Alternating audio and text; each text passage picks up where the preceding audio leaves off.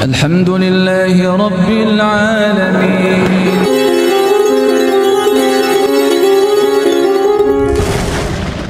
Afdhul jihad, bahwa kesungguhan perjuangan yang paling afdol adalah antujahida nafsaka, jihad, melawan atau menjihadi diri sendiri.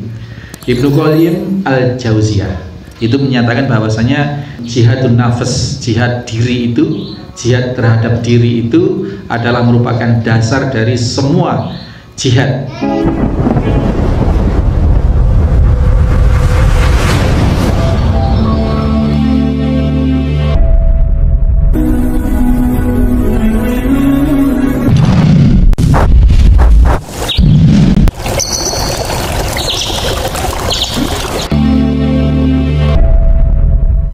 Bismillahirrahmanirrahim. Assalamualaikum warahmatullahi wabarakatuh. Innal hamdalillah nahmaduhu wa nasta'inuhu wa nastaghfiruh wa na'udzu billahi min shururi anfusina wa min sayyiati a'malina may yahdihillahu fala mudhillalah wa may yudlil fala hadiyalah. Asyhadu an la ilaha illallah wahdahu la syarikalah. Asyhadu anna Muhammadan abduhu wa rasuluhu wa ba'd. Hadirin hadirat, Bapak Ibu, adik-adik, anak-anak sekalian di Majelis Aula Yatim Center Al-Firdaus Situbondo maupun yang dimanapun saat ini menyimak kajian ini, rahimani wa rahimakumullah. Memperbanyak sujud bukan berarti dimaknai sujud terus ya, sujud itu maknanya sholat. Tentu selain sholat fardu adalah sholat sunnah. Sunnah yang diutamakan adalah sunnah mu'akkadah. Sunnah mu'akkadah. Napa Pak sunnah mu'akkadah itu? Sunat yang dikuatkan. Di antaranya adalah yang melekat dengan sholat fardu adalah sholat rawatib yang 12 atau 16 itu. 12 atau 16 itu.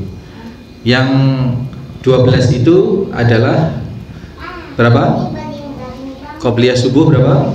2. Kemudian qobliyah duhur 4. Ba'diyah duhur berapa? 2. Asar itu tidak termasuk dalam 12 ini, tetapi ada kesunnah tersendiri untuk qobliyah asar 4 rakaat, tapi tidak masuk dalam hitungan 12 yang disebutkan Rasulullah SAW. Ba'diyah maghrib 2, ba'diyah isya 2. Jadi 12 ini. Barang siapa yang mengistiqomahkan sholat rawatib 12 rakaat ini, maka dibangunkan istana oleh Allah di surga. Ini jangan ditinggal anak-anak. Bapak Ibu sekalian, saat repot-repotnya usahakan yang 12 rakaat ini dilaksanakan. Ya, dilaksanakan. Kalau asar lain lagi. Barang siapa yang sholat qobliyah asar 4 rakaat, maka Allah akan memberikan rahmat secara khusus bagi dia. Maka qobliyah asar itu tidak masuk dalam rawatib 12, tetapi merupakan kesunahan tersendiri yang juga sangat utama, 4 rakaat sebelum asar. Dan sholat-sholat mu'akkadah yang lain, afdhul sholat ba'da fardhu sholatul lail, sholat malam. Ini sholat malam, witir, tahajud, ya, sholat mutlak yang lain. Kalau takut tidak bisa bangun, khawatir tidak bangun, ya witirnya aja didulukan sebelum tidur, seperti yang diwasiatkan oleh Nabi Shallallahu Alaihi Wasallam, itu sholat witir sebelum tidur. Sholat witir sebelum tidur. Nanti kalau tahajud bangun, ya mau witir lagi, tidak usah witir karena witirnya sudah. Witir itu ganjil. 1 rakaat boleh, 3 rakaat boleh, 5 rakaat boleh. Itu hadis yang ke-106. Dari hadis ini ya, kita ambil satu faedah bahwa surga itu bisa diraih dengan amal soleh, yang amal soleh itu didasari dengan mujahadah atau bersungguh-sungguh. Rasul Shallallahu Alaihi Wasallam sudah memberikan satu petunjuk bagi kita bahwasanya afdhalul jihadu antujahida nafsaka li ta'atillah. Bahwasana berjihad itu yang paling afdol adalah jihad terhadap diri sendiri ya di dalam mentaati Allah Subhanahu wa taala. Karena ketaatan inilah nanti yang akan kita bisa meraih surga. Dengan ketaatan itu maka akan mengundang keridhaan Allah, dan yang memasukkan kita ke dalam surga adalah ridhonya Allah atas dasar kita taat kepada Allah dengan beramal soleh. Jadi kalau sering kita sampaikan, kita tidak bisa mengandalkan amal soleh kita untuk masuk surga, betul. Jangan lantas kita sudah sholat terus merasa masuk surga, pokoknya sudah sholat, pokoknya sudah puasa. Tidak, bukan itu semua yang bisa memasukkan kita ke dalam surga, tetapi amal-amal ibadah kita itu yang diakui oleh Allah sebagai amal soleh, sebagai amal ketaatan yang diterima oleh Allah, kemudian menghadirkan ridhonya Allah dan rahmatnya Allah, inilah nanti yang akan memasukkan kita ke dalam surga. Jadi meskipun tidak bisa langsung disampaikan bahwa sholat itu tidak bisa memasukkan kita ke dalam surga, iya, tetapi kronologisnya seperti itu. Sholat kalau niatnya tidak lillah, ya tidak akan bisa menjadi sebab masuk kita masuk surga. Sholat dan lain sebagainya. Maka afdhul jihad, bahwa kesungguhan perjuangan yang paling afdal adalah antujahida nafsaka, jihad, melawan atau menjihadi diri sendiri. Ibnu Qayyim al-Jauziyah itu menyatakan bahwasanya jihadun nafs, jihad diri itu, jihad terhadap diri itu adalah merupakan dasar dari semua jihad. Semua jihad dasarnya adalah apabila kita telah mempunyai kemampuan untuk mengalahkan atau menaklukkan diri kita sendiri. Apabila kita berhasil mengalahkan hawa nafsu kita sendiri, berhasil menjihadi diri sendiri, maka kita ada peluang untuk menang melawan jihad, melawan musuh. Dan as-syaitanu aduwwum mubin, musuh kita yang utama, yang nyata, yang paling nyata adalah setan di sana. Sebaliknya, kalau kita sudah kalah terhadap jihad terhadap diri kita sendiri, alam nafs itu, maka ya kita jangan harap untuk bisa menang jihad melawan musuh. Ini Masya Allah Bapak sekalian, petunjuk yang sangat konkret bagaimana kita bisa meraih surga itu dengan mujahadah, dengan kesungguhan, sebagaimana yang digambarkan oleh dalam hadis ini tadi. Fawaid yang kedua, bahwasanya semangat para sahabat untuk memperoleh keuntungan, yakni itu besar sekali. Sedemikian bersemangat para sahabat untuk bisa memperoleh keuntungan akhirat, bisa menemani baginda Nabi Shallallahu Alaihi Wasallam di surga. Menemani para sahabat, yakni adalah orang-orang yang hidup di zaman Nabi dan sempat bertemu dan berguru atau mengikuti Nabi Shallallahu Alaihi Wasallam. Itu adalah sahabat. Ayo kakak, duduk. Minta tolong bocil di luar aja, main aja sana nak. Cil bocil. Ayo Mbak Fiza, Kak Eng, di luar ya nak. Halo. Di luar mas, main-main sana. Di luar ya.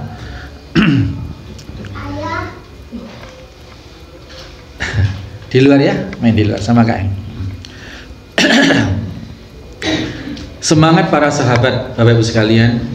Nah, kita bagaimana pertanyaannya sekarang? Kita ini bukan sahabat, bukan sahabat. Kita semangatnya untuk mengikuti syariat Rasulullah, iya, syariat Allah melalui yang dituntut, iya. Tetapi kita sudah bukan sahabat, karena sahabat itu syaratnya adalah orang yang hidup di masa Nabi, yang sempat bertemu dan beriman, berguru dengan Nabi. Hidup di masa Nabi tetapi tidak beriman, ketemu tapi tidak beriman, ya bukan sahabat, musuh-musuh Nabi itu. Atau beriman seimannya dengan Nabi, ya, dengan kerasulan Nabi Shallallahu Alaihi Wasallam, hidup di masa Nabi tapi sama sekali tidak sempat bertemu dengan Nabi, juga tidak bisa disebut dengan sahabat. Itu. Siapa contohnya itu? Uwais Al-Qarni, itu orang pemuda Yaman itu, ya, baru sempat ke Madinah, baru sempat ingin bertemu Nabi, justru sampai di sana beberapa hari setelah Nabi wafat. Itu dikarenakan apa? Dikarenakan nggak bisa ke Madinah, nggak bisa ketemu Nabi karena terbebani atau punya tanggungan merawat ibundanya yang sudah tua dan sakit. Beliau ngeboti itu. Justru karena itu maka berita di langit sudah heboh dan Rasul mendapatkan wahyu dari Allah untuk menginformasikan kepada para sahabat, kepada Sayyidina Umar bin Khattab, kalau kelak ketemu dengan nama Uwais Al-Qarni misalkan, pemuda dari Yaman, itu kalian mintalah didoakan gitu. Nggak pernah bertemu dengan Nabi, nggak ada medsos Pak. Kalau sekarang gampang, berita hari ini di Iran, di Israel, hari ini juga kita bisa dapati. Kalau ini enggak. Nah, jadi memang betul-betul atas wahyu atau atas kegoiban dari Allah Subhanahu Wa Taala kepada Nabi. Nah, ini kita menjelaskan sahabat. Tujuannya apa? Maksud saya adalah kita pun juga bisa masih diberi peluang oleh Rasulullah SAW. Kalau dulu para sahabat ini punya peluang untuk minta kepada Nabi untuk berbakti sepenuhnya kepada Allah melalui baktinya kepada Nabi dan diberi peluang untuk menjadi teman Rasul di surga. Mereka berpeluang karena masih bertemu dengan Nabi. Dengan cara itu, kalau hanya dengan cara itu, maka kita sudah tertutup peluangnya untuk bisa menemani Nabi di surga. Nah, padahal kita pun oleh Nabi SAW, oleh pensyariatan Islam ini, orang yang sudah ribuan tahun lahir di era sekarang, sudah jauh terpisah waktu dengan masa hidup Nabi SAW, ternyata masih ada peluang untuk bisa menjadi kebersamaan atau mendapatkan kebersamaan nanti di surga kelak. Salah satu dalilnya adalah Nabi SAW sudah menyatakan pada sahabat pada kala itu dan berlaku sampai dengan sekarang, ya, bahwasanya barang siapa yang menyantuni anak yatim, yang memperhatikan nasibnya anak yatim, maka fil jannati hakadha, ya, di surga nanti dengan saya seperti dua jari. Ini sudah sering kita sampaikan dan ini merupakan satu peluang besar. Anak yatim mulai zaman Nabi sudah ada gitu, sampai hari ini juga banyak, sampai nanti hari kiamat, sampai nanti menjelang hari kiamat anak yatim banyak gitu, dimanapun tempat, apakah di negeri konflik ataukah di negeri aman, di negeri seperti di Indonesia, di Situbondo, anak yatim banyak gitu. Maka salah satu amal usaha yang digalakkan oleh Al-Firas ini adalah mendirikan yatim center. Itu maksudnya itu memfasilitasi kita semua untuk menjadikan wahana, menjadikan wasilah kita beramal soleh melalui peryatiman ini, agar kelak kita termasuk yang disebutkan Nabi Shallallahu Alaihi Wasallam, ana wa kafilul yatim fil jannati hakada, seperti ini, aku dan para penyantun yatim nanti di surga seperti ini, seperti dua jari. Artinya peluang untuk bisa menemani Rasul di surga itu tidak hanya bagi para sahabat Nabi yang kala masa hidupnya di masa Nabi saja. Kita pun hari ini dan sampai kelak menjelang hari kiamat masih ada peluang itu. Jalannya diantaranya adalah dengan seperti yang disampaikan oleh Nabi, menjadi pengasih atau yang orang yang mengasihi, menyantuni, memikirkan masa depannya, kelangsungan hidupnya anak-anak yatim. Ini jadi kita tidak tertutup atau tidak kalah bersemangatnya dengan para sahabat. Kita bisa memompa semangat kita, memperbanyak amal soleh kita yang bisa menjadi sebab kelak mendapat keberuntungan bisa menjadi teman Rasul di surga. Ini para sahabat demikian bersemangatnya, apapun dilakukan untuk memperoleh derajat keberuntungan yang besar itu. Fawaid yang ketiga, bahwasanya dari hadis itu kita bisa ambil, boleh Pak, kita itu menyediakan atau membawakan atau memberikan air wudhu kepada orang yang masih sehat. Kalau kita melayani ngasih air wudhu itu kan bisa jadi hanya kepada orang yang sakit, hanya kepada orang yang tidak bisa jalan misalnya. Tetapi kepada orang sehat pun kita boleh gitu. Kita boleh. Ini bisa kita ambil satu makna, membawakan air ini kita bisa meluaskan maknanya, kita bisa membangun satu saluran air, bisa membikinkan sumur suatu pesantren atau untuk warga masyarakat, untuk masjid, untuk musola dan seterusnya.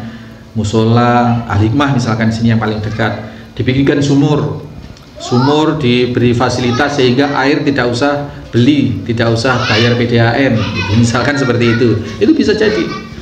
Dan air yang menyumber ini adalah maknanya adalah kita menyediakan atau memberikan air wudhu kepada orang-orang yang sholat. Ini luar biasa. Maka salah satu yang digalakkan oleh para aktivis Islam itu diantaranya adalah mengkhususkan diri untuk memberikan bantuan air bersih Pak, air minum di daerah-daerah Gersang, di daerah Gunung Kidul, di sini daerah Manit, Jatisari dan lain sebagainya. Itu digalakkan para aktivis yang paham dengan hal ini itu menggerakkan para donatur untuk membiayai menghadirkan saluran air di situ, apakah sumur pompa ataukah nyalurkan dari mata air dari gunung dengan pipa-pipa dan seterusnya gitu. Alhamdulillah Al-Firas ini ada sumur Pak, sumur wakaf dari Suwargi Mbah Nasikin yang kemarin sudah dipanggil oleh Allah yarham, Allah maghfirlah warhamhu wa'afi wa'afi. Mudah-mudahan jadi amal soleh yang majariah yang terus mengalir.